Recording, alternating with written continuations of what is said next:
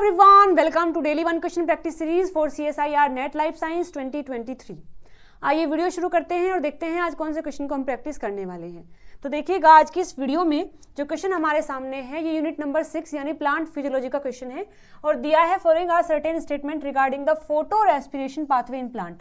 यानी प्लांट के अंदर जो C2 पाथवे चलता है, फोटो रेस्पिरेशन जो होता है, उसके रिगार्ड में आपको 4 स्टेटमेंट दी गई हैं और पूछा है गलत कौन कौन से हैं। फर्स्ट में लिखा है the first 2 carbon compound synthesise by the action of rubisco in the chloroplast is glycolate. यानी कि जो सबसे पहला प्रोडक्ट बनता है C2 साइकिल का वो ग्लाइकोलेट है। तो ये स्टेटमेंट बिल्कुल गलत है। देखो हम कई बार इसके बारे में पढ़ भी चुके हैं फोटो रेस्पिरेशन के बारे में। इसमें 3 ऑर्गेनेलीज इन्वॉल्व होती हैं सेल की, क्लोरोप्लास्ट, पेरोक्सिसोम और माइटोकॉन्ड्रिया। तो सबसे पहले जो रुबिस्को होता है वो रिएक्ट करता है O2 के साथ में, मतलब जो रुबिस्को है वो RuBP और O2 को रिएक्ट करवाता है तो वहां पर फोस्फोग्लाइकोलेट बनता है और एक बनता है फोस्फोग्लिसरिक एसिड। तो यानी कि और जब फोस्फोग्लाइकोलेट से फोस्फेट रिमूव होता है तब बनता है ग्लाइकोलेट। यानी कि जो फर्स्ट प्रोडक्ट यहाँ बना है वो फोस्फोग्लाइकोलेट और फोस्फोग्लिसरिक एसिड होता है, ना कि अकेला ग्लाइकोलेट होता है। तो ये स्टेटमेंट गलत हो जाएगा।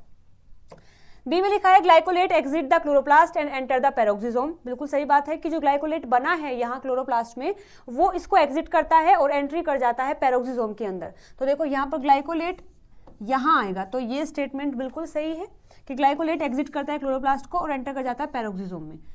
थर्ड में दिया है glycolate that is synthesised during C2 cycle enter the chloroplast from the mitochondria.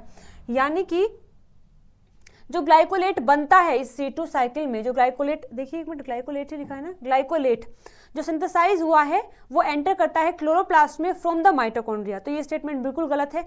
लिखा है कि माइटोकॉन्ड्रिया से यहाँ करता है, लेकिन ऐसा कोई भी कंपाउंड यहाँ नहीं जो डायरेक्टली माइटोकॉन्ड्रिया से क्लोरोप्लास्ट में जाता हो।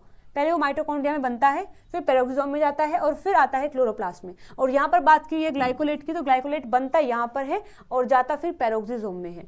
तो यानी कि ये जो सी स्टेटमेंट दिया है ये बिल्कुल गलत है। डी में लिखा है glycine is transported from peroxisome to mitochondria. जो ग्लाइसिन होता है वो पेरोक्सिसोम में बनता है और फिर ट्रांसपोर्ट किया जाता है माइटोकॉन्ड्रिया में। तो ये स्टेटमेंट भी बिल्कुल सही है। तो आपने देखा यहाँ पर जो फर्स्ट स्टेटमेंट है और जो थर्ड है ये तीनों ही गलत है, यानी ए और सी स्टेटमेंट गलत है। हमसे गलत ही पूछा है, तो हमारा जो सेकंड ऑप्शन है यानी ए और C will be the right answer for this question. तो ये क्वेश्चन हमने सॉल्व कर लिया है। अभी भी अगर किसी पॉइंट में कोई डाउट लगता है तो आप कमेंट करके मुझसे पूछ सकते हैं।